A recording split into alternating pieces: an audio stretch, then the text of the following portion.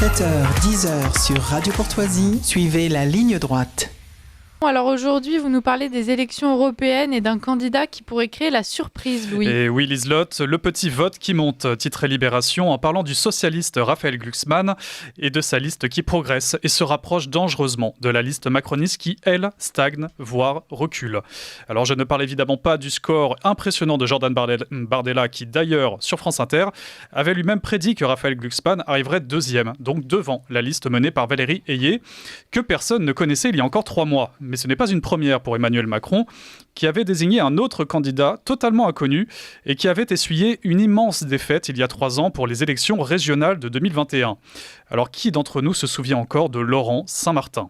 Alors pas grand monde, j'imagine, surtout quand l'extrait le plus relayé le concernant est une belle définition de ce qu'est une séquence malaise.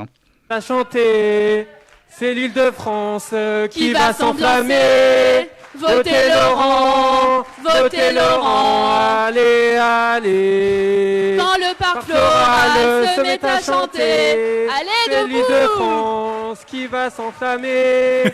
Votez Laurent, allez, allez. Je suis profondément Quand gênée. le parc floral se met à chanter. Faites quelque chose, Louis. C'est Marlène Schiappa qui parle en plus. C'est Marlène Schiappa, oui, pendant une campagne. C'est horrible. Toutes nos excuses, chers auditeurs. Voilà, et on voit Et la Elisabeth Borne. surprise de juin, ce sera Laurent. Saint-Martin, Laurent. Saint-Martin, Faut changer de chauffeur de salle, je crois. On vous entend pas jusqu'à Gambetta. Ouais, c'est dur. Et après cette campagne remarquable, le candidat macroniste n'avait récolté que 10% des voix et permis à la droite et la gauche de se partager les régions. Alors on risque donc fort de voir la même déroute électorale avec Valérie Ayé, qui ne semble pas comprendre l'impopularité et le rejet massif d'Emmanuel Macron depuis sa réélection. Un rejet massif que même les sondeurs sont obligés de reconnaître en constatant les profils de certains votants. Gabriel Attal était donc vendu comme l'arme anti-Bardella, notamment à destination de la jeune génération. Et si on a une vision très extensive de la jeunesse, disons jusqu'à 49 ans, donc ça arrange les jeunes. Ça arrange beaucoup de monde. La liste aujourd'hui de la Macronie est à moins de 10% sur les moins de 50 ans. Moins de 10%. Donc elle est sauvée uniquement par le vote des seniors. Et la liste Bardella, dans cette tranche d'âge très large, elle a 33%. Donc on voit que sur toute la France, la jeunesse, la France active, la France du travail, aujourd'hui, la Macronie est vraiment réduite à son socle le plus restreint, c'est-à-dire une partie des chefs d'entreprise et les retraités. Alors ça peut bien tomber parce qu'ils votent plus que la moyenne, mais on voit que l'arme Attal, de ce point de vue-là, a complètement raté sa cible. Et malgré ce constat dévastateur pour les macronistes, on se doute bien qu'ils finiront toujours par se relever, car au fond, rien ne les atteint vraiment. Et du côté de l'extrême gauche, la candidate LFI Rima Hassan a beaucoup fait parler dernièrement après une convocation judiciaire pour apologie du terrorisme, rien que ça. Et sans parler bien sûr des tweets plus qu'ambigus et de prises de position qui ne cessent de cliver un peu plus le pays. Non, le vrai problème est que cette candidate se présente à une élection européenne, mais en ne parlant que de Gaza, matin, midi et soir. Comment voulez-vous qu'un agriculteur de la Creuse puisse se sentir représenté par cette personne au Parlement européen ? Et le pire, c'est que Rima Hassan, que les macronistes ne cessent de conspuer à longueur d'antenne, a été embauché il n'y a même pas 1 an par le gouvernement d'Emmanuel Macron pour contrôler les demandes d'asile en France. Non, ce n'est pas une blague. Je m'appelle Rima Hassan, j'ai 29 ans, je suis d'origine palestinienne et je suis originaire du camp de Nerab qui est installé dans la banlieue d'Alep, en Syrie. Donc aujourd'hui, je suis rapporteure à la Cour nationale du droit d'asile. Donc c'est la juridiction qui va statuer sur les recours formulés contre les décisions de l'OFPRA. L'OFPRA, qui est l'Office français de protection des réfugiés et des apatrides, qui est l'administration en France qui va statuer sur les demandes d'asile qui vont être déposées sur notre territoire. Et en parallèle, je préside l'Observatoire des camps de réfugiés qui a vu le jour il y a 2 ans et demi et qui participe à sensibiliser, étudier et enquêter sur les camps de réfugiés à travers le monde. Donc cette femme, avec l'idéologie que l'on connaît, avait un pouvoir décisionnel sur notre politique migratoire. Il ne faut donc plus s'étonner du désastre dans lequel est plongé notre pays depuis tant d'années quand on voit ce genre de profil nommé à la tête d'administration par ce même Emmanuel Macron qui fait semblant de pointer la dangerosité de l'extrême gauche en France. Mais outre ces querelles politiques, il existe un sérieux problème qui n'est quasiment jamais abordé par les médias et qui représente pourtant un enjeu majeur pour ces élections, l'énorme corruption de nos élus au Parlement européen, comme le constate Dimitri Pavlenko sur CNews. C'est au Parlement européen. Vous avez au moins un quart des élus qui sont impliqués dans des affaires ou des scandales. Enquête Follow the Money, dont a fait partie un consortium de médias, dont le journal Le Monde en France.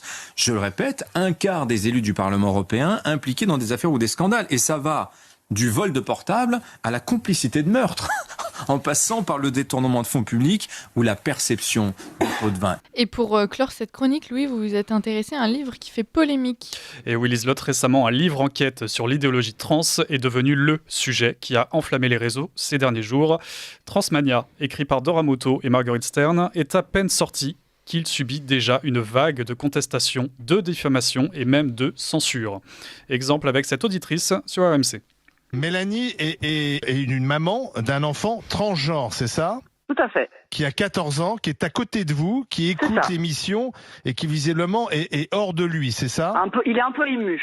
Ouais. Bon, alors expliquez son émotion. Il s'appelle Axel, c'est ça ? Il s'appelle Axel. Alors moi je vais expliquer factuellement. Il est né Mélissandre, donc femme. De sexe féminin, on va dire plutôt, et depuis tout petit, c'est évident que c'est un garçon. Il se comporte comme un garçon, et il a décidé de s'assumer vers l'âge de 12 ans et d'être un garçon. Et moi, maman de cet enfant-là que j'aime plus que tout au monde, je le soutiens dans son désir. Nous, en tant que féministes, c'est ça qu'on dénonce aussi. C'est le fait que ça, c'est pas être un homme. Je vais vous expliquer. C'est le fait que justement, il y a des stéréotypes et que être une femme, ce serait avoir un certain goût vestimentaire, exercer certaines professions, aimer le rose, tout ça. Être un homme, être un petit garçon, ce serait jouer aux petites voitures, tout ça. On a un peu plus de cerveau que ça, en fait. Oui. D'accord. On n'est pas du tout genré dans cette famille. On n'en a rien à secouer. Contrairement à vous, on n'est pas genré. Mais alors pourquoi est-ce que vous parlez de comportements sociétaux masculins et enfin, si l'enfant. C'est ce que je suis en train d'expliquer. Vous y opposez, je comprends pas. Là où je m'y oppose, c'est que mon enfant n'a pas envie de mettre de jupe depuis qu'il a 4 ans. Et alors Mais vous voyez ça, madame, c'est réducteur pour les femmes. En fait, c'est réducteur de dire que, en fait, pour être une femme, pour être une fille, il faut mettre des jupes. C'est pas ça, être une femme, madame. Et donc forcément, ce type de livre agace, notamment les activistes les plus radicaux qui n'hésitent pas à les menacer directement via leur réseau dans l'indifférence totale des associations féministes ou autres politiques. Au contraire même, ils n'hésitent pas à en rajouter une couche, surtout lorsqu'une campagne d'affichage était organisée pour promouvoir le livre dans les rues de Paris. On a alors pu voir une levée de bouclier du côté de la mairie qui a tout bonnement contraint l'entreprise JC Déco à retirer toutes ses publicités. Une censure parfaitement dénoncée par Mathieu Bock-Côté sur CNews. Ce livre sort, c'est une enquête musclée, polémique diront certains, mais à tout le moins documentée, ça c'est l'essentiel, sur la question de l'idéologie transgenre et de son impact sur les jeunes générations notamment. Donc c'est un ouvrage et l'éditeur, faisant son travail, fait la publicité pour l'ouvrage, avec des panneaux à Paris et ainsi de suite. Qu'est-ce qu'on voit ? Plusieurs figures importantes de la mairie de Paris en appellent à la censure dans des termes très clairs. Et je vais en citer quelques-uns pour qu'on comprenne bien le vocabulaire utilisé pour appeler à la censure. C'est le cas d'Emmanuel Grégoire, premier adjoint à la mairie de Paris, qui dit « La transphobie est un délit. La haine de l'autre n'a pas sa place dans notre ville. » C'est aussi le cas de David Béliard, une autre figure de la mairie de Paris. « Cette publicité pour un bouquin transphobe, la définition de la transphobie, on ne la rencontrera pas, participe à la normalisation de la haine envers les personnes trans, une idéologie mortifère à milieu des valeurs de Paris. On est passé des valeurs de la République aux valeurs de Paris. Cette publicité doit être retirée. Censure réclamée. Il ajoute ensuite, c'est important, qu'il n'a pas lu le livre, dans un autre tweet. Donc, on est devant un club de censeurs à la direction de la mairie de Paris qui en appelle ouvertement à la censure dans l'espace public des idées qui contreviennent leurs valeurs, à leurs valeurs qui, de leur point de vue, contredisent leur vision du monde et dès lors, ils en appellent à la censure politique des discours contradictoires. Je reconnais là la mairie de Paris, je ne reconnais pas la France. Et donc, depuis ces multiples censures, le livre rencontre un succès décuplé et se hisse à la première place des ouvrages les plus vendus en France. Donc, merci à la mairie de Paris et ses transactivistes radicaux qui assurent finalement très efficacement la publicité d'auteurs qu'ils cherchent à faire disparaître à tout prix dans la différence médiatique absolue. On en reparle d'ailleurs jeudi avec Dora Moto et Marguerite Stern. Merci Louis Rigaudière pour cette chronique.